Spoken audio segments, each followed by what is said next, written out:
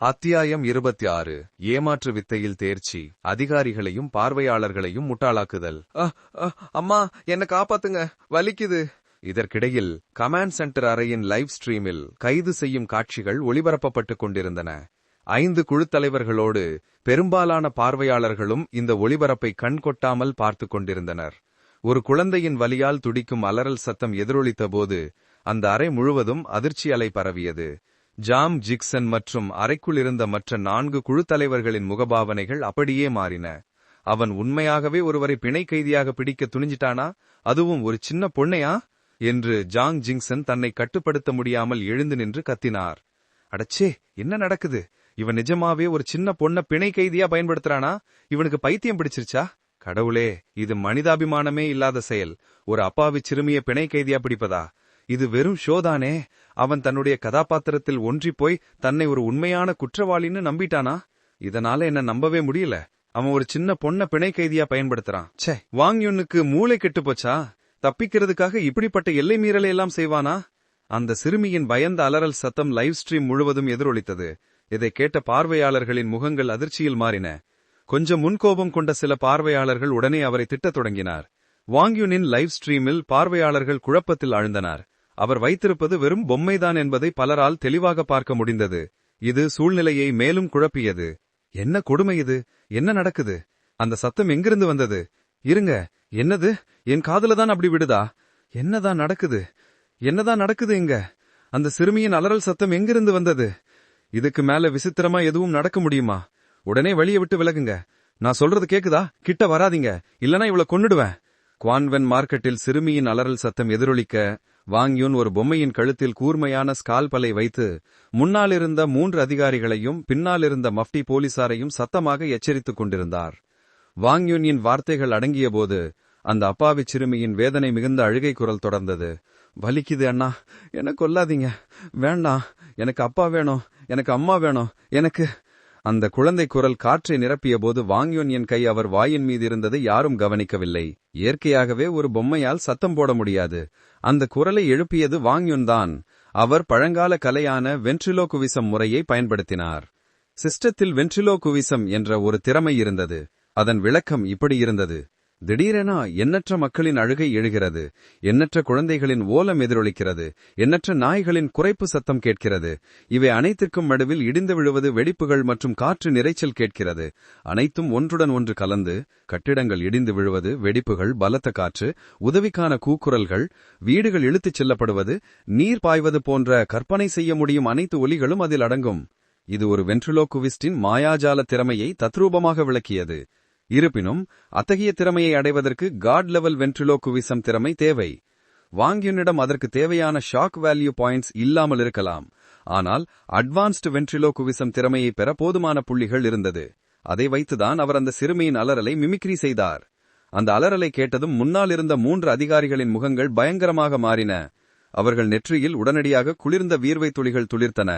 அவருக்கு பின்னால் இருந்த 2 மஃப்டி போலீசாரும் அப்படியே நின்றார்கள். அவர்கள் கண்கள் அதிர்ச்சியில் சுருங்கின. நான் 3 எண்ணுகிற வரை விலகி நின்று எங்கள் மோட்டார் சைக்கிள்களை கீழே தள்ளுங்கள் என்று வாங் யுன் முன்னாலிருந்த 3 அதிகாரிகளை உற்று நோக்கி குளிர்ந்த குரலில் கட்டளையிட்டார். அமைதியாருங்க, தயவு செஞ்சு அமைதியாருங்க, அந்த அப்பாவி குழந்தை ஒன்னும் பண்ணிடாதீங்க. 1. அவர் அவரை வெறித்து பார்த்துக் கொண்டே குளிர்ந்த குரலில் முதல் எண்ணை சொன்னார். அதே சமயத்தில் அவர் கையில் இருந்த ஸ்கார்பலை நகர்த்தி அதை பொம்மையின் கையை நோக்கி கொண்டு போனார். அடுத்த நொடியில் நெஞ்சை பிளக்கும் ஒரு அலறல் காற்றில் நிறைந்தது. வலிக்குது, வலிக்குது, அப்பா, அம்மா. வாங் யுன் உண்மையாகவே காயப்படுத்த துணிந்ததை பார்த்த அந்த 3 அதிகாரிகளும் அதிர்ச்சி அடைந்தார்கள். அவர்கள் முகம் ஒரு நொடியில் வெளிரி போனது. சரி சரி, நீங்க சொல்றபடியே செய்யறோம், தயவு செஞ்சு குழந்தையை ஒன்னும் பண்ணிடாதுங்க என்று கெஞ்சிக் கொண்டே அவர்கள் அவசரமாக தங்கள் மோட்டார் சைக்கிள்களை கீழே தள்ளினர். இதற்கிடையில் கமாண்ட் சென்டர் அறையில் அந்த சிறுமியின் கையில் ஸ்கால்பல் குத்துவதை பார்த்த ஜாங் ஜிங்சன், அவன் உண்மையாகவே பண்ணிட்டானா என்று பயத்தில் கத்தினார். அவருக்கு அருகில் இருந்த ஷென்ஹாவ் மற்றும் லின் கிங்லியும் வெளிரிப் போனார்கள். லைவ் ஸ்ட்ரீமை பார்த்துக் கொண்டிருந்தவர்கள் அனைவரும் ஒட்டுமொத்தமாக மூச்சடைத்துக் கொண்டார்கள். அந்த நெஞ்சை பிளக்கும் அலறலும் வேதனை குரலும் அவர்கள் இதயத்தை துளைப்பது போல் இருந்தது. அவர்களை பொறுத்தவரை கண்முன்னே நடக்கும் காட்சி பயங்கரமாகவும் மனிதனின் கொடூரத்திற்கு ஒரு சான்றாகவும் இருந்தது. சத்தியமா சொல்றேன், இவனுக்கு பைத்தியம் பிடிச்சிருச்சு. இவன் சுயநினைவு இழந்துட்டான். இவன் ஒரு முழு பைத்தியக்காரன். யாராவது அவனை பிடிச்சு உள்ள தள்ளுங்க. இது வெறும் ஷோதானே, இதுல போய் இப்படி பண்ண துணிஞ்சிட்டானே, ச்சே. அந்த தருணத்தில் 3 அதிகாரிகளும் மோட்டார் சைக்கிள்களை கீழே தள்ளிவிட்டு விலகி நிற்பதை வாங் யுன் பார்த்தார். அந்த வாய்ப்பை பயன்படுத்திக் கொண்டு மின்னல் வேகத்தில் முன்னோக்கி பாய்ந்து தப்பிக்க முயன்றார். குழந்தையை கீழே போடுடா என்று ஒரு அதிகாரி ரத்தம் தெறிக்கும் கண்களோடு கத்தினார். வாங் யுன் அவர்களை கடந்து சென்றார். சுமார் 5 மீட்டர் தூரம் சென்றதும் அவர் உதடுகளில் ஒரு மெல்லிய புன்னகை அரும்பியது. பின்னர் அவர் கையில் இருந்த பொம்மையை அலட்சியமாக பின்னால் வீசி எறிந்தார். கேமரா அந்த காட்சியை துல்லியமாக காட்டியது. அதை பார்த்த பார்வையாளர்கள் அதிர்ச்சியில் உறைந்து போனார்கள். அவர்கள் இதயம் வேகமாக துடித்தது.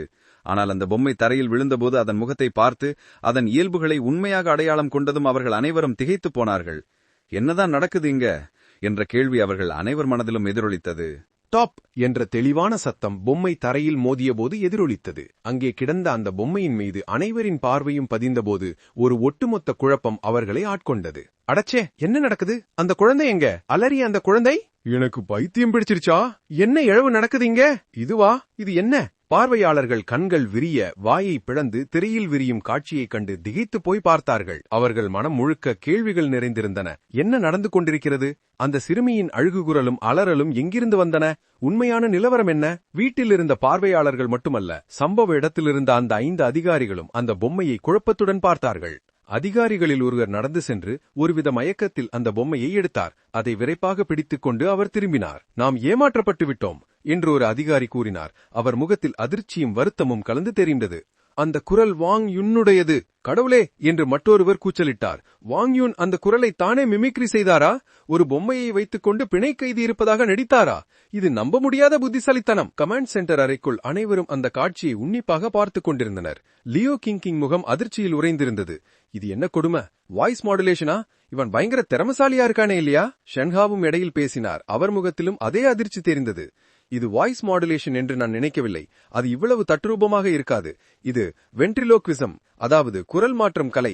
இது ஒரு பழங்கால கலை வடிவம். நடந்தவற்றால் திகைத்து போன ஹாங் ஃபெங் மற்றவர்களை சுற்றி பார்த்தார். நாம எல்லாரும் நம்ம பாடப்புத்தகங்கள்ல வென்ட்ரிலோக்விசம் பத்தி படிச்சிருக்கணும். வென்ட்ரிலோக்விசமா? அந்த மிமிக்ரி உருளோட்டமா இருந்துச்சு. அது ரொம்ப ஆச்சரியமா இருக்கு என்று லியோ கிங்கிங் சொன்னார். அவர் பார்வை இன்னும் லைவ் ஸ்ட்ரீமிலேயே நிலைத்திருந்தது. இதற்கு முன் வாங் யுன்னை பற்றி நாம் தவறாக கணித்திருக்கிறோம் என்று நினைக்கிறேன். அவன் நாம் அனைவரையும் வைத்து விளையாடி விட்டான் என்று ஜியாங் யூஷ்வான் முடித்தார். வு மிங்யூவின் முகத்தில் ஆழ்ந்த கவலை தெரிந்தது. அவனுக்கு மிக கூர்மையான விழிப்புணர்வு இருக்கிறது. அதிகாரிகள் நெருங்குவதற்கு முன்பே அவன் அவர்களை கவனித்து விட்டான். துரத்தலின் போது அவனுடைய விரைவான எதிர்ப்பினை வெறும் உடல் வலிமை அல்லது நுட்பத்தை பற்றியது மட்டுமல்ல, அவனுடைய அறிவு கூர்மை மிக அதிகமாக இருக்கிறது. அவர் தொடர்ந்தார். வென்ட்ரிலோக்விசம் என்பது ஒரு பழங்கால ஏமாற்று வித்தை. கலைஞர்கள் தங்கள் வாய், பல், உதடு, நாக்கு, தொண்டை, மூக்கு மற்றும் பிற குரல் உறுப்புகளை பயன்படுத்தி பல்வேறு சத்தங்களை போல செய்வார்கள். நவீன காலத்து குரல் மாற்றும் கலை வென்ட்ரிலோக்விசத்தின் பக்கத்தில் கூட வர முடியாது. இந்த இளைஞனுக்கு இப்படிப்பட்ட ஒரு திறமை இருப்பது ஆச்சரியம் அளிக்கிறது. அவனை ஒரு மாஸ்டர் வென்ட்ரிலோக்விஸ்ட் என்று அழைப்பது மிகையாகாது. உண்மையிலேயே பிரமிக்க வைக்கிறது. ஜியாங் யூஷ்வான் பேசினார். அவர் முகத்தில் பாராட்டும் மரியாதையும் தெரிந்தது. மற்ற எல்லாரைப் போலவும் நானும் இப்போ ஏமாந்து விட்டேன். இந்த வகையான கலை திறமை உண்மையிலேயே ஈர்க்கமையானது என்று ஷென்ஹாவ் சிந்தனையுடன் கூறினார். நாம ஏமாந்தது இயல்புதான். லைவ் ஸ்ட்ரீமை பார்க்கிற பார்வையாளர்களும் நிச்சயமாக குழம்பி போயிருப்பாங்கன்னு நான் பந்து கட்டுறேன், சரியா? அத பத்தி என்ன சொல்றீங்க என்று ஒருவர் குறுக்கிட்டார். இவ்வளவு நேரம் நம்ம அண்ணனை பத்தி தப்பா பேசினவங்களுக்கு இது செருப்படி மாதிரி இருக்கா? நான் இப்பதான் அண்ணனோட லைவ் ஸ்ட்ரீம்ல இருந்து வரேன். நீங்க அவரை தப்பா பேசினதை பாத்தீங்க. இப்போ யார் முட்டாளா நிக்கிறாங்கன்னு பாருங்க. இன்னொருவர் சிரித்துக்கொண்டே இடையில் புகுந்தார். அந்த காட்சியை பார்த்த உடனே நான் இன்ஸ்பெக்டரோட லைவ் ஸ்ட்ரீமுக்கு மாறிட்டேன். நம்ம அண்ணன் வாங் யுன் உங்க எல்லாரையும் சின்ன பசங்க மாதிரி வச்சு விளையாடிட்டாரு. சும்மா இருங்க. இதுக்கு எங்களை குறை சொல்ல முடியுமா? உண்மை தெரியாத யாரா இருந்தாலும் ஏமாந்து போயிருப்பாங்கன்னு நான் அடிச்சு சொல்றேன். அந்த 5 அதிகாரிகளும் எவ்வளவு பக்கத்துல இருந்தாங்கன்னு பாத்தீங்களா? அவர்கள் வெளிரி போய் வேர்த்து விருத்து போயிருந்தார்கள். அவர்கள் தெளிவாக பயந்து போயிருந்தார்கள். நாம ஏமாந்தது நம்ம தப்பு இல்ல. வாங் யுன் நல்ல திறமைசாலியாக இருப்பதுதான் அதற்கு காரணம். அந்த சீஃப் இன்ஸ்பெக்டர்களை பாருங்கள். அவர்களே முழுமையாக திகைத்து போயிருக்கிறார்கள். இதை நம்பவே முடியல. ஜாங் ஜிங்ஸென் கசப்பான முகப்பாவனையுடன் அங்கே நின்றார். ஆனால் விரைவில் அவர் தன் முஷ்டியை இறுக்கி, துரத்தல் இன்னும் முடியல. 10 மோட்டார் சைக்கிள்கள் துரத்தும் போது அவனால தப்பிக்க முடியும்னு ஜாங் ஜிங்ஸென் ஆகிய என்னால நம்பவே முடியல. ஒரு ரன்னிங் சாம்பியனான எனக்கே இந்த துரத்தல்ல இருந்து தப்பிக்க முடியும்னு நம்பிக்கை இல்லை என்று உறுதியாக கூறினார். அவர் குரலில் புதுப்பிக்கப்பட்ட உறுதி நிறைந்திருந்தது. நீங்க எவ்வளவு வேகமாக ஓடினாலும் சரி, இல்லை பார்க்கோர் கலையில் எவ்வளவு கெட்டிக்காரனாக இருந்தாலும் சரி, மோட்டார் சைக்கிளை முந்த முடியுமா? ஜாங் ஜிங்ஸனே தப்பி ஓடினாலும் 10 மோட்டார் சைக்கிள்கள் துரத்தும் போது தப்பிப்பார் என்பதற்கு எந்த உத்தரவாதமும் இல்லை. வ்ரும் வ்ரும் வ்ரும். ஜாங்ஸிங்சன் பேசிக் கொண்டிருக்கும் போதே அநேக மோட்டார் சைக்கிள்களின் கர்ஜனை சத்தம் லைவ் ஸ்ட்ரீமில் இருந்து வந்தது. சாவ்மாவு மற்றும் ஷென் மின்ஹாவ் தலைமையில் அதிகாரிகள் மோட்டார் சைக்கிள்களில் விரைந்து வந்தனர். சாவ்மாவு தன் ஹெல்மெட் கண்ணாடியை உயர்த்தினார். அவர் பார்வை தரையில் கிடந்த மோட்டார் சைக்கிள்கள் மீது விழுந்தது. அவர் முகப்பாவனை லேசாக மாறியது. என்னாச்சு என்று கேட்டார். கேப்டன், அவன் நம்மை ஏமாத்திட்டான் என்று அந்த 5 அதிகாரிகளும் பதிலளித்தனர். சாவ்மாவு மற்றும் குழு வந்ததை பார்த்ததும் அவர்கள் விரைந்து சுதாரிக் கொண்டனர். துரத்தலை தொடருங்கள், அவனை தப்பிக்க விடக்கூடாது என்று சாவ்மாவு தீவிர முகத்துடன் அறிவித்தார். அவனை துரத்துங்கள், அவனால் தப்பிக்க முடியாது, அவன் இன்னும் நம்ம கண்ணு கிட்டும் தூரத்தில் தான் இருக்கிறான். வ்ரும் வ்ரும் வ்ரும். ஷென்மின்ஹாவ் சலனம் இல்லாமல் முன்னே கூர்ந்து பார்த்தார். அவருடைய பார்வை கோட்டிற்குள் அவரால் இன்னும் வாங்கியுன்னை பார்க்க முடிந்தது. இலக்கை தனது பார்வையில் வைத்திருந்தால் அவனை பிடிப்பது அவருக்கு எளிமையான விஷயமாக தோன்றியது. அவருக்கு அடியில் இருந்த மோட்டார் சைக்கிள் கர்ஜனையுடன் சீறி பாய்ந்து உடனடியாக முன்னேறி சென்றது. மேல் நோக்கி ஒரு சாய்வு, முன்னால் குனிந்து முன்பக்கத்தை உயர்த்தி வீலி செய்து பின்பக்கத்தை வீசி வ்ரும். தரையில் கிடந்த மற்றொரு பைக்கின் மேல் அவரது மோட்டார் சைக்கிள் பறந்து சென்றது. ஒரு முருட்ட இயந்திரம் போல அதன் எஞ்சின் கர்ஜிக்க வாங்கியுன்னை துரத்திச் சென்றது. அவனை பிடிங்க. மற்ற அதிகாரிகளும் அந்த கட்டளையை எதிரொலித்து உடனடியாக தங்கள் மோட்டார் சைக்கிள்களை எடுத்துக்கொண்டு பின்தொடர்ந்தனர். நான் ஒத்துக்கொண்டுதான் ஆகணும், வாங்கியூன் ரொம்ப கேட்டிக்காரன். கமாண்ட் சென்டர் அறைக்குள் சென் மின்ஹாவின் சாகசங்களையும் நடக்கும் காட்சிகளையும் ஜாங்ஸிங்சன் பார்த்தார். மெதுவான மற்றும் நம்பிக்கையான புன்னகை அவர் முகத்தில் தோன்றியது. ஆனால் அவன் தப்பிக்க மாட்டான், இப்ப முடியாது. வாங் யுன் முதல் 2 கைது முயற்சிகளிலிருந்து தப்பிச்சிட்டார். ஆனா இந்த அடுத்த துரத்தல் தான் உண்மையான ஆட்டமே. 10 மோட்டார் சைக்கிள்கள் அவரை வெறித்தனமா துரத்துது. அவர் இன்னும் அவங்க பார்வையை விட்டு மறையல. மோட்டார் சைக்கிள்கள் வேகத்துக்கும் வளைஞ்சி நெளிஞ்சு போறதுக்கும் பெயர் பெற்றது. வாங்யூன் எப்படி இதிலிருந்து தப்பிக்க போறாருன்னு தெரியலையே. வாவ், சென் மின்ஹாவ் பண்ண வீலிங்கையும் அந்த பைக்கை தாண்டி குதிச்சதையும் பாத்தீங்களா? அந்த திறமை வேற லெவல். கேப்டன் ஜாங் ஜிங்சன் சொன்ன மாதிரி வாங்யூன் என்னதான் இதுவரைக்கும் கலக்கினாலும் இந்த முறை அவர் தப்பிக்க போறதில்ல. லைவ் ஸ்ட்ரீமில் வாங்யூன் தப்பிக்கும் காட்சியை பார்வையாளர்கள் அனைவரும் கண்கொட்டாமல் பார்த்து கொண்டிருந்தனர். சென் மின்ஹாவும் அவரது குழுவும் துரத்தத் தொடங்கியதை பார்த்ததும் விவாதங்கள் அனல் பறந்தன. வாங்யூனின் சமீபத்திய சாகசங்கள் வியக்க வைப்பதாக இருந்தன. மேலும் ஆட்டம் இன்னும் முடிவடையவில்லை என்பது அனைவருக்கும் தெரியும். இருந்தபோதிலும் சென் மின்ஹாவ் நாட்டின் தலை சிறந்த பைக் ரேசராக பெயர் பெற்றவர். சற்று முன்பு அவர் செய்த பிரமிக்க வைக்கும் சாகசங்கள் அவரது அபாரமான திறமையை காட்ட போதுமானதாக இருந்தது. வாங்யூனின் முயற்சிகள் ஈர்க்கக்கூடியதாக இருந்தாலும் அவர் பிடிபடாமல் தப்பிக்கிறதுக்கான வாய்ப்புகள் குறைவு என்பதை பார்வையாளர்கள் உணர்ந்தனர். Vroom vroom. மோட்டார் சைக்கிள்களின் கர்ஜனை எதிரொலித்தது. வாங்யூன் தன்னால் முடிந்த வேகத்தில் ஓடினார். எதிரொலிக்கும் கர்ஜனைகளை கேட்டு அவர் வேகமாக திரும்பி பார்த்தார். ஒரு மோட்டார் சைக்கிள் அவரை நோக்கி வேகமாக வருவதையும் பின்னால் 9 மோட்டார் சைக்கிள்கள் வருவதையும் கண்டார். அவரது முகபாவனை மீண்டும் மாறியது. அடச்சே, இது நான் தப்பிச்சு ஓடுற 2வது நாள் தானே, அதுக்குள்ள இவ்ளோ வெறித்தனமா இருக்கே என்று வாங்யூன் விரக்தியில் புலம்பினார். இருந்தபோதிலும் அவர் கண்கள் அமைதியான உறுதியுடன் இருந்தன. அவர் முன்னால் இருந்த பாதையை நோட்டமிட்டு குவான்வென் மார்க்கெட்டில் இருந்து வெளியேறும் வழியில் கவனம் செலுத்தினார். அப்போது வாங்யூனின் மனதில் ஒரு சிஸ்டம் நோட்டிபிகேஷன் திடீரென ஒலித்தது. டிங், மிஷன் வழங்கப்பட்டது. வெற்றிகரமாக தப்பித்தால் வெகுமதியாக ஒரு ரேண்டம் காட் லெவல் திறமை கிடைக்கும். அந்த தருணத்தில் வாங்யூனின் புலம்பலை கேட்ட பார்வையாளர்கள் அனைவரும் சிரிப்பை அடக்க முடியாமல் வெடித்து சிரித்தனர். நம்ம அண்ணன் அந்த ப்ரோக்ராம் டீமோட பட்ஜெட்டை காலி பண்றாரு போல, அதான் அவங்க மொத்தமா சேர்ந்து அவரை பிடிக்க வராங்க. லைவ் ஸ்ட்ரீமில் ஒரு கமெண்ட் பறந்து வந்தது. அதற்கு ஏகப்பட்ட ஆதரவு கிடைத்தது. வாங்யூனுடன் ஒப்பிட்டு பார்க்கும்போது மற்ற குற்றவாளிகள் பெரிய அளவில் எந்த தாக்கத்தையும் ஏற்படுத்தவில்லை. ஆனால் இவரோ சேதப்படுத்தியது மற்றும் திருடிய பொருட்கள் என இந்த ஷோவுக்கு கிட்டத்தட்ட 9 லட்சம் ரூபாய் வரை நஷ்டத்தை ஏற்படுத்தியுள்ளார். அவரை குறிவைக்காமல் தயாரிப்பு குழு வேற யாரை குறிவைக்கும்? நான் அந்த மோட்டார் சைக்கிள்களை உதறி தள்ளணும், இல்லனா என் கதை முடிஞ்சுது. வாங்யூன் ஒரு ஆழ்ந்த மூச்சு விட்டுவிட்டு பைத்தியம் பிடித்தவர் போல ஓடத் தொடங்கினார். அவர் தெருவுக்கு ஓடினார். அவரது கூர்மையான கண்கள் சுற்றுப்புறத்தை ஸ்கேன் செய்தன. படிக்கட்டுகள் கொண்ட ஒரு இடத்தை பார்த்ததும் அவர் வேகமாக அதை நோக்கி ஓடினார். 7-8 படிகள் மோட்டார் சைக்கிள்களுக்கு சவாலாக இருக்கலாம். ஆனால் வாங்யூனுக்கு அது சப்ப மேட்டர்.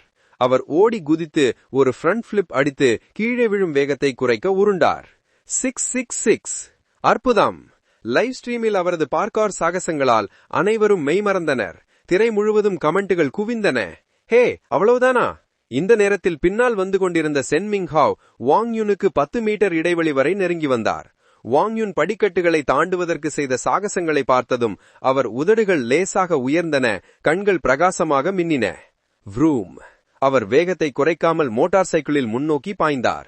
பைக் படிகளை அடைந்ததும் காற்றில் எகிரியது. சென் மிங்ஹாவ் நிமிர்ந்து நின்றார். அவர் பார்வை முன்னால் நிலைத்திருந்தது.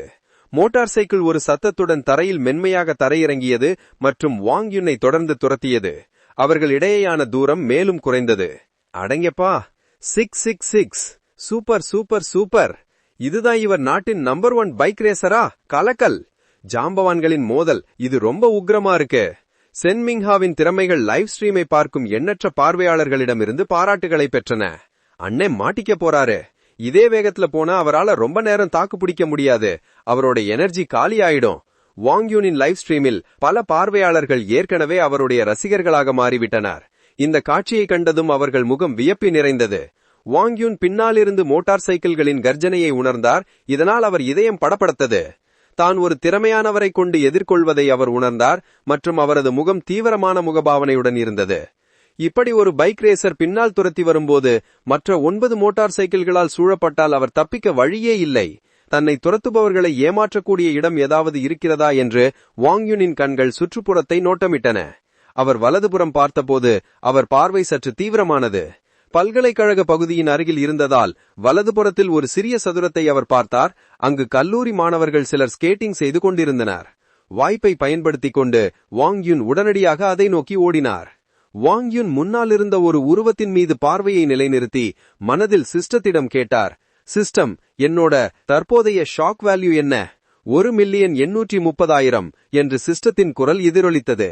இது வாங் யுனை சற்று திகைக்க வைத்தது. இவ்வளவு குறுகிய காலத்தில் இவ்வளவு ஷாக் வேல்யூ புள்ளிகள் சேரும் என்று அவர் எதிர்பார்க்கவில்லை. இது மிகவும் பிரமிக்கத்தக்கதாக இருந்தது. காட் லெவல் ஸ்கேட்டிங் திறமையை வாங்கு. ஒரு நினைவோடு வாங் யுன் உடனடியாக 1 மில்லியன் ஷாக் புள்ளிகளை செலவிட்டார். ஸ்கேட்டிங் சாகசங்களின் தொகுப்பு அவர் மனதில் தோன்றியது. அனைத்து தகவல்களையும் உள்வாங்கிய பிறகு வாங் யுனின் முகத்தில் ஒரு மெல்லிய புன்னகை தோன்றியது. அவர் உதடுகள் லேசாக வளைந்தன. அருகே சமற்றத்திட்டுக் கொண்டிருந்த ஒரு இளம்பெண்ணை நோக்கி அவர் நேராக சென்றார். டிசைனர் ஆடைகளை அணிந்த அந்த பெண்ணின் கால்களுக்கு அருகில் ஒரு உயர்தர ஸ்கேட்போர்டு இருந்தது. வேகமான அசைவில் அவர் அங்கே ஊடிச் சென்று தனது வலது காலால் ஸ்கேட்போர்டை மிதித்து இடது காலால் தரையை உந்தினார். இடது கால் போர்டில் சரியாக பதிந்ததும் அவர் ஸ்கேட்போர்டில் சறுக்கிக் கொண்டே வேகமாக சென்றார். அவர் சென்ற வேகம் அவர் ஓடும் வேகத்தை விட மிக அதிகமாக இருந்தது. இது அவருக்கு தேவையான ஒரு பெரிய சாதகத்தை அளித்தது. உடம்புக்கு 4 சக்கரம், ஆன்மாவுக்கு 2 சக்கரம். ஆனா நம்ம தலைவன், அவரு அதிவேக ஸ்கேட்போர்ட்ல போறாரு. என்னோட ஸ்கேட்போர்டு. தன்னோட ஸ்கேட்போர்ட வாங் யுன் திடீர்னு தூக்கிட்டு போனதை பார்த்து அந்த பொண்ணு பதறி போய் கத்துனா, வ்ரூம் வ்ரூம், நான் அதை உனக்கு மீட்டு தரேன். அடுத்த நொடியே சென் மிங்ஹாவ் தன் மோட்டார் சைக்கிள்ல வேகமா அவளை கடந்து போகும்போது அந்த பொண்ணு கிட்ட நம்பிக்கையா கத்திக்கிட்டே வாங் யூனை விரட்டிட்டு போனாரு. வாங் யூன் எதுக்கு ஒரு ஸ்கேட்போர்டை திருடினாரு? நல்ல குடிமகன் வாங் யூன், அப்படிதானே? தப்பிச்சு ஓடும்போது கூட நேர ஒதுக்கி ஒரு ஸ்கேட்போர்டை திருடணுமா? லைவ் ஸ்ட்ரீம்ல அவரோட இந்த திடீர் திருட்ட பார்த்து எல்லாரும் குழம்பி போய் சிரிச்சு கிண்டல் பண்ணாங்க. ஆனா ஒவ்வொரு நொடியும் வாங் யூன் ஸ்கேட்போர்ட்ல வேகத்தை கூட்டுறத பார்த்ததும் அவங்களோட சிரிப்பு மெல்ல மெல்ல ஆச்சரியமா மாறிச்சு. ஸ்கேட்டிங் செய்யறது பார்க்கோர் மாதிரி இன்னொரு வகையான சாகச விளையாட்டு. ஆனா ஸ்கேட்டிங்ல போகக்கூடிய பயங்கரமான வேகம் நம்மள மிரள வைக்கும். சிறந்த ஸ்கேட்டர்கள் சரியான சூழ்நிலையில மணிக்கு 100 கிலோமீட்டருக்கும் அதிகமான வேகத்துல கூட போவாங்க. நாட்டுல தற்போதைய சாதனை மணிக்கு 113 கிலோமீட்டரா இருக்கு. இதை எப்படி புரிஞ்சுக்க முடியும்? ஹைவேல போற காரு கூட இதே வேகத்துல தான் போகும். 4 சக்கரம் உடலை சுமக்கும், 2 சக்கரம் ஆன்மாவை சுமக்கும்னு சொல்லுவாங்க. ஆனா மணிக்கு 100 கிலோமீட்டர் வேகத்துல போற ஸ்கேட் போர்டு அப்பட்டமான துணிச்சலை சுமந்து போகுது. கழுத்தை முறிக்கிற இந்த வேகத்துல போறது யமனே வந்து கட்டிப்பிடிக்கிற மாதிரி. இருந்தாலும் வாங் யூன் ஒன்னும் முரட்டுத்தனமான ஆள் இல்ல. எக்ஸ்ட்ரீம் ஸ்கேட்டிங் பொதுவா அதுக்குன்னு இருக்கிற இடங்கள்ல தான் செய்வாங்க. அதுல ஆபத்து அதிகம் இருக்கிறதால பொது சாலைகள்ல அதுக்கு அனுமதி இல்ல. மெதுவா போனா கூட ஆபத்து அதிகம்தான். வேகத்தை அதிகரிக்க வாங் யூன் உடலை முன்னோக்கி வளைத்தார். அவரோட கண்கள் முன்னாடி இருக்கிறதுலேயே குறியா இருந்துச்சு. முன்னாடி அவர் ஒரு நடைபாதையை பார்த்தார். அதுக்கு வலது பக்கம் கார்கள் சீறி பாய்ஞ்சு போற சாலையை பிரிக்கிறதுக்காக இடுப்பளவு உயரத்துக்கு ஒரு வேலி இருந்துச்சு.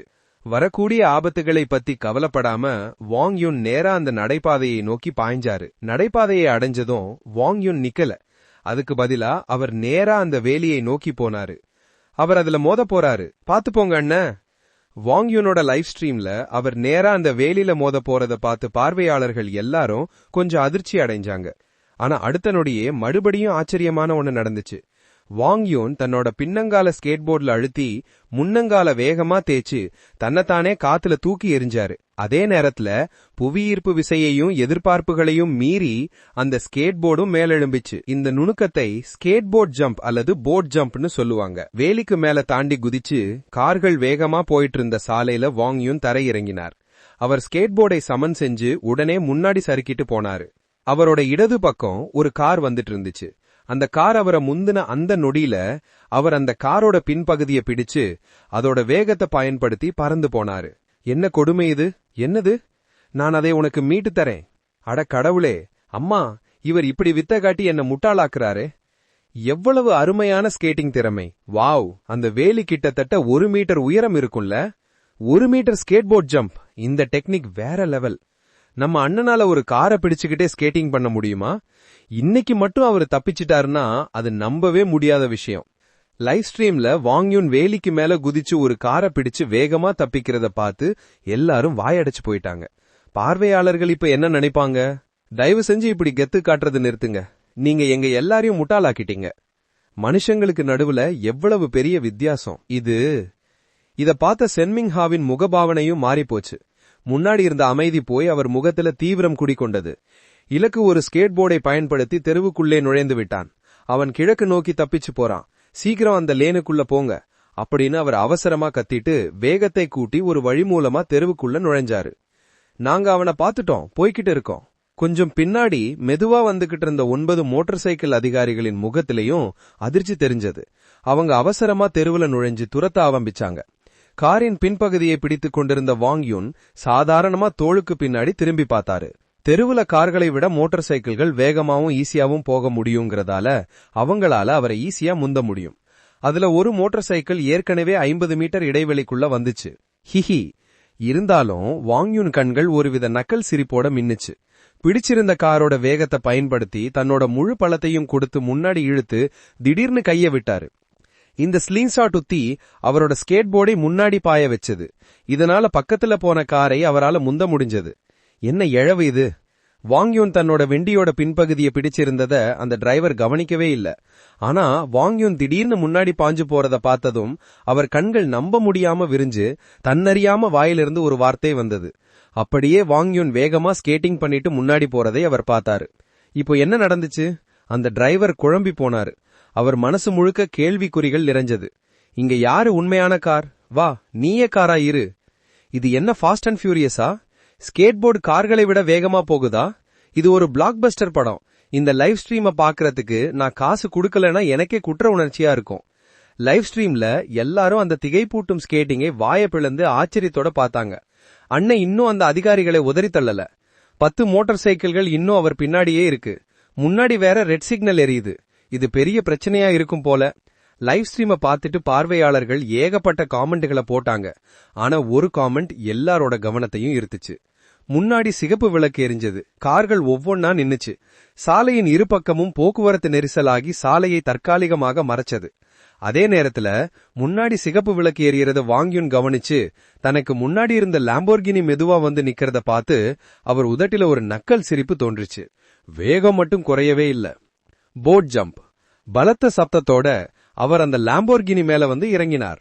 வாங் யூன் தனது ஸ்கேட்போர்டுடன் காற்றில் எழும்பி குறைவில்லாத 180 டிகிரி சுழற்சியை செய்தார். அந்த தருணத்தில் அவரும் அவரது ஸ்கேட்போர்டும் கச்சிதமான ஒருங்கிணைப்பில் இருப்பது போல் தோன்றியது. காது குலுக்கும் ஒரு சத்தத்துடன் ஸ்கேட்போர்டு லம்போர்கினி காரின் மேலே பலமாக தரையிறங்கியது. அந்த பலத்த தாக்கம் சொகுசு சூப்பர் கார் முழுவதும் அதிர்வை ஏற்படுத்தியது. உள்ளே இருந்த பணக்கார இளம் ஓட்டுநரின் உணர்வுகளை உலுக்கியது. முற்றிலும் குழம்பி போன அந்த பணக்கார 2ஆம் தலைமுறை ஓட்டுநரால் தனது காரின் கூரையில் என்ன மோதியது என்பதை புரிந்து கொள்ளவே முடியவில்லை. அவர் சுதாரிப்பதற்குள் ஒரு ஸ்கேட்போர்டு தனது மதிப்புமிக்க வாகனத்தின் முன் கண்ணாடியில் சறுக்கிக் கொண்டு செல்வதையும் அங்கு ஒரு தெளிவான கீறலை விட்டு செல்வதையும் பார்த்தார். என்ன கர்மம்டா இது என்ற அந்த இளைஞன் வாய்விட்டு அலறினான். தனது லம்போர்கினியின் கூரையிலிருந்து அந்த மர்ம உருவம் இறங்குவதை பார்த்தபோது அவன் கண்கள் பிதுங்கி வெளியே வருவது போல் இருந்தது. கண்ணிமைக்கும் நேரத்தில் அந்த உருவம் மீண்டும் தனது ஸ்கேட்போர்டில் ஏறி நேராக சந்திப்பை நோக்கி வேகமாக சென்றது. கார்கள் குறுக்கும் நெடுக்குமாக பாய்ந்து கொண்டிருந்தன. ஆனால் வாங் யூ வேகத்தை குறைப்பதற்கான எந்த அறிகுறிகளையும் காட்டவில்லை. மாறாக அவர் அருகில் இருந்த ஒரு காரை குறிவைத்து மீண்டும் வேகமெடுத்தார். வாங் யூன் அருகில் இருந்த செடான் காரை பிடித்துக் கொள்வதற்காக வேகமெடுத்ததை கண்ட சுற்றியிருந்த கார்களின் ஓட்டுநர்கள் வாயடைத்து போய் பார்த்தனர். சிரமமின்றி குனிந்து அவர் காரின் பின் பம்பரை பிடித்துக் கொண்டார். செடான் காரை பின்தொடர்ந்து வாங் யுன் திசைகளை மாற்றி பாய்ந்து சென்றார். அவரது அசைவுகள் வானத்தில் மிதக்கும் மேகத்தைப் போல லாவகமாகவும் நளினமாகவும் இருந்தன. அடப்பாவிகளா, நான் இப்பொழுது என்ன பார்த்தேன்? அவர் ஒரு லம்போர்கினிக்கு மேலே ஸ்கேட் செய்தாரா? பட்ஜெட் தெரிகிறது, உண்மையில் தீப்பிடி தெரிகிறது. அந்த லம்போர்கினி சமீபத்திய மாடலாக இருக்க வேண்டும். அதன் மதிப்பு குறைந்தது 7 மில்லியன் யுவான் இருக்கும். சேதங்கள், கீறப்பட்ட பெயிண்ட், ஒருவேளை பானட் கூட சேதமடைந்திருக்கலாம். இதை சரி செய்ய 1 மில்லியன் வரை செலவாகலாம். 1 மில்லியனா? பழுது பார்ப்பதற்கான தேய்மான செலவுகளுடன் சேர்த்து இது 2 மில்லியன் வரை கூட போகலாம். இது மிகவும் சூப்பராக இருக்கிறது இல்லையா? ஒரு சூப்பர் காரின் மீது குதித்து அதன் மேலேயே ஸ்கேட் செய்வதா? தயாரிப்பாளரின் இதயம் இப்பொழுது ரத்தம் சிந்திக் கொண்டிருக்கும். இதற்கு அவர்கள்தான் பணம் செலுத்த வேண்டும். ஹஹா, ஒரு உண்மையான பிளாக் பஸ்டர் இப்படித்தான் இருக்கும். லைவ் ஸ்ட்ரீமை பார்த்துக் கொண்டிருந்த பார்வையாளர்கள் மீண்டும் வெறித்தனமான உற்சாகத்தில் ஆர்ப்பரித்தனர். லம்போர்கினிக்கு நேர்மேலே ஸ்கேட் செய்து திசையை மாற்ற மற்றொரு காரை சிரமமின்றி பிடித்துக் கொண்டு பின்னர் ஸ்டைலாக அங்கிருந்து செல்வது. இந்த காட்சியை விவரிக்க 2 வார்த்தைகள் மட்டுமே உள்ளன. முற்றிலும் காவியம். சே, அவன் படுசுட்டி. பின்னால் இருந்து சென் மிங்ஹாவும் அவரது மோட்டார் சைக்கிள் குழுவினரும் வாங் யுன்னை தீவிரமாக துரத்திக் கொண்டிருந்தனர். வாங் யுன் ஒரு சூப்பர் காரின் மீது தடையின்றி தாவி தூரத்தில் வேகமாக செல்வதை பார்த்ததும் அவர்கள் முகம் பிரமிப்பு மற்றும் தர்மசங்கடத்தின் கலவையால் சிவந்தது. சென் மிங்ஹாவ் குறிப்பாக எரிச்சலடைந்தார். வாங் யுன்னை பிடிக்க தவறினால் தான் தலைகீழாக நின்று மோட்டார் சைக்கிள் புகையை சுவாசிப்பேன் என்று முன்னரே கோடிக்கணக்கான ஆன்லைன் பார்வையாளர்களுக்கு முன்னதாக தம்பட்டமடித்தார். இப்பொழுது வாங் யுன்னை பிடிக்க தவறினால் அது அவரை மிகப்பெரிய சிரிப்பு பொருளாக மாற்றிவிடும். போங்க போங்க போங்க, அவனை துரத்துங்கள், உர்ரு உர்ரு உர். அந்த தருணத்தில் சென் மிங்ஹாவ் தனக்காக விரக்தியுடன் பற்களை கடித்து தயார்படுத்திக் கொண்டார். சிவப்பு விளக்கை மீறி செல்வதை தவிர வேறு வழியே இல்லாமல். முகம் தீவிரமடைந்த சாவ்மாவோ உடனடியாக தொடர்பு அமைப்பை இயக்கி கேப்டன் ஜாங் செக்சனிடம் அறிக்கை அளித்தார். ஐயா, நாம் வாங் யுன்னை தொடர்ந்து கண்காணிக்க வேண்டும். நம் கண்கள் அவர் மீது இருந்தால் அவரால் தப்பிக்க முடியாது. புரிந்தது? அதே தருணத்தில் கட்டளை மைய அறையில் ஜான் செக்சன் குழுவின் அறிக்கையை பெற்று பதட்டம் நிறைந்த ஆழ்ந்த மூச்சை இழுத்தார். அவர் முகம் ஏற்கனவே வியர்வையால் மினிமினித்திருந்தது. வாங் யுன்னை பிடிப்பதற்கான அவர்களின் 3வது முயற்சி. அவர் வெற்றியின் மீது மிகுந்த நம்பிக்கையுடன் ஷென்ஹாவுடனும் முன்கூட்டியே கொண்டாடினார். ஆனால் நிலைமை இவ்வளவு தீவிரமான எதிர்பாராத சூழ்நிலைக்கு வரும் என்று அவர் எப்போதும் எதிர்பார்க்கவில்லை. இந்த வாங் யுன் உண்மையிலேயே ஒரு விசித்திரமானவர் என்று ஜான் செக்சன் முணுமுணுத்தார். தெரு கண்காணிப்பு கேமராக்களை விரைவாக இயக்கி திரைகளை உற்று பார்த்தபோது அவர் கண்கள் சிவந்திருந்தன. அமைதியாக இருங்கள், வாங் யுன் இன்னும் தப்பிக்கவில்லை. அவரை பிடிப்பதற்கு 50% வாய்ப்பு உள்ளது. உங்கள் பார்வையிலிருந்து அவர் தப்பித்தால் அந்த வாய்ப்பு 80% உயரும் என்று ஜாங் செக்சனை பார்த்து ஜியாங் யூஷான் கூறினார். சரியாக சொன்னீர்கள் கேப்டன் ஜெங்சன். முன்பை விட இப்பொழுது நீங்கள் மனதை அமைதிப்படுத்திக் கொள்ள வேண்டும் என்று லியூ கிங்கிலே பரிதாபபூர்ணமான பார்வையுடன் கூறினார். ஜாங் செக்சன் மிகவும் மன அழுத்தத்தில் இருப்பதை யாராலும் பார்க்க முடிந்தது. கேளுங்கள் ஜிங்சன், இப்பொழுது யாராவது பீதி அடைய வேண்டும் என்றால் அது தயாரிப்பு குழுவுதான். அவர்கள் பட்ஜெட்டை எரித்துக் கொண்டிருக்கிறார்கள். சொல்லப்போனால் 1-2 மில்லியன் வரை வீணாக போகப் போகிறது என்று ஷென்ஹாவ் சிரித்துக் கொண்டே குறிப்பிட்டார். ஹே, அவர் பர்வதைய இளையவர்களிடம் சிரிப்பை வரவழைத்தது. ஜாங் செக்சன் கைகளை தேய்த்துக் கொண்டே தலையை அசைத்து ஒரு வகை சிரித்தார். இது எனது 3வது கைது முயற்சி. மீண்டும் தோல்வியடைவது என் நம்பகத்தன்மைக்கு விழும் ஒரு பெரிய அடியாக இருக்கும். மூத்தவர் ஜியாங் யூஷான் சொல்வது சரிதான், இன்னும் வாய்ப்புள்ளது. அவர் உறுதியாக தலையசைத்தார். அவர் கண்கள் கண்காணிப்பு திரையில் ஊடுருவி பாய்ந்தன. அந்த தருணத்தில் அவரது நடவடிக்கை நாடகமாக மாறியது. ரோத்தல் கேப்டன் என்ற பங்கை முழுமையாக வெளிப்படுத்தினார். ஜாங் யூஷான் மற்றும் பிறர் அமைதியான ஒப்புதலுடன் தலையசைத்தனர். கேப்டன் ஜிங்சன் மிகவும் பதட்டமாக திரிகிறார் என்று பார்வையாளர்களில் ஒருவர் கூறினார். சரி, இது அவருடைய 3வது பிடிக்கும் முயற்சி. அதனால் கொஞ்சம் பதட்டம் இருக்கத்தான் செய்யும். ஆனால் உண்மையில் சொல்ல போனால் இம்முறை அவர் தோல்வி அடைந்தாலும் அவரை குறை சொல்ல முடியுமா? வாங் யுன் ஒரு அரக்கன். ஷென்ஹாவ் செம்ம ஜாலி டைப். உண்மையில் விளிம்பில் இருக்க வேண்டியவர்கள் தயாரிப்பு குழுவுதான். அவர்களின் பட்ஜெட் புகையாக போகிறது என்று 3வது பார்வையாளர் சிரித்துக் கொண்டே சேர்த்தார். அடுத்த அறையில் பல தயாரிப்பாளர்களும் பணியாளர்களும் அமர்ந்திருந்தனர். திரு நிர்வாக தயாரிப்பாளர் அவர்களே, பட்ஜெட் உண்மையிலே தீப்பிடி தேறுகிறது. கார் உரிமையாளருக்கு குறைந்தது 1-2 மில்லியனாவது இழப்பீடு வழங்க வேண்டும் என்று ஒரு ஊழியர் பதட்டமுடன் சுட்டிக்காட்டினார். ஹே, 1-2 மில்லியன் என்பது சில்லறை காசு. நம் பார்வையாளர்களின் எண்ணிக்கையை பாருங்கள். முந்தைய சாதனைகள் அனைத்தையும் முறியடித்து விட்டோம். நம்மால் அதை சமாளிக்க முடியும் என்று தயாரிப்பாளர் பதிலளித்தார். கால்களை குறுக்கே போட்டுக்கொண்டு ஒரு சிகரெட்டையும் கூட பற்ற வைத்து ஆழமாக இழுத்தார். 1-2 மில்லியனா? நமது வரலாற்று சிறப்புமிக்க பார்வையாளர்களின் எண்ணிக்கை கட்டி எண்ணிக்கையோடு ஒப்பிடும்போது இது கடலில் ஒரு துளி. இது சரியாக செலவிடப்பட்ட பணம்தான் என்று நான் சொல்வேன் என்று தயாரிப்பாளர் தனக்குள்ளே நினைத்துக் கொண்டார்.